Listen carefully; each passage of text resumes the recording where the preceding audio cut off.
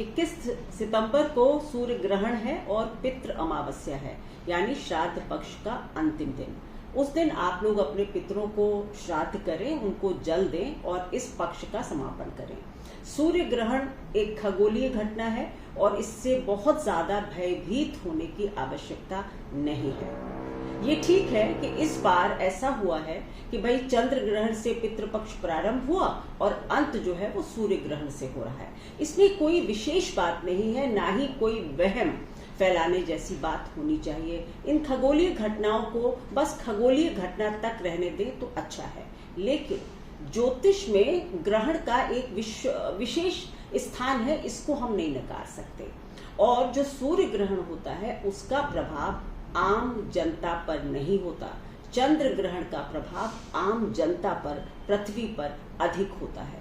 सूर्य ग्रहण का प्रभाव जो है वो केवल और केवल जो उच्चाधिकारी होते हैं, देश के प्रमुख हो, राष्ट्र के प्रमुख हो, कोई चीफ मिनिस्टर, सेना के प्रमुख, कंपनी के प्रमुख, घर के प्रमुख, पिता, यानी कि विशिष्ट लोगों पर सूर्य ग्रहण का प्रभाव अधिक होता है। इसलिए आप आम लोगों को तो, हम और आपको तो डरने की ज्यादा आवश्यकता इसमें नहीं है। एक बात और आप लोगों को समझा देती हूँ कि सूर्य ग्रहण जो है इस वर्ष जो पड़ रहा है, अंतिम है इस वर्ष का, इसमें सूर्य ग्रहण भारत में नहीं देखा जाएगा। इसलिए भी इसका प्रभाव भारत पर कम हो सकता है। लेकिन मैं कहती हूँ कि भले ही न दिखाई दे, लेकिन सूर्य तो ग्रहण उसको तो लग ही रहा है।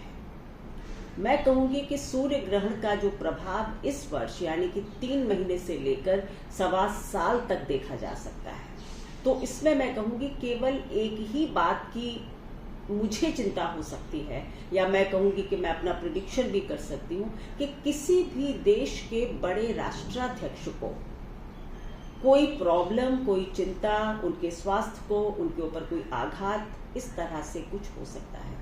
मैंने कहा ना कि राष्ट्राध्यक्षों को चिंता होना स्वाभाविक है।